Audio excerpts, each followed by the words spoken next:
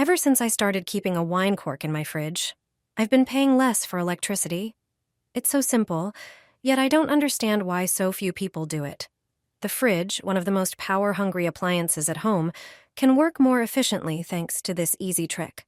A wine cork is made from cork oak bark, a material that naturally absorbs moisture from the air.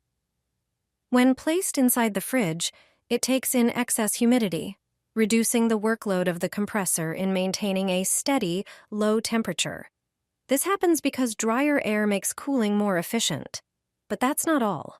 The cork also acts as a natural airflow moderator, helping to distribute cold air evenly, even to spots that usually stay warmer.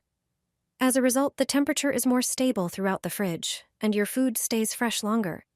It also helps prevent frost buildup on the walls, a common problem in many fridges. You can even add a few drops of your favorite essential oil to the cork and place it on the top shelf. It will absorb the scent and gradually release it, neutralizing unpleasant odors.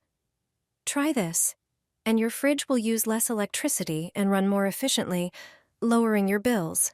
Even such a small trick with a cork can lead to real savings over the course of a year.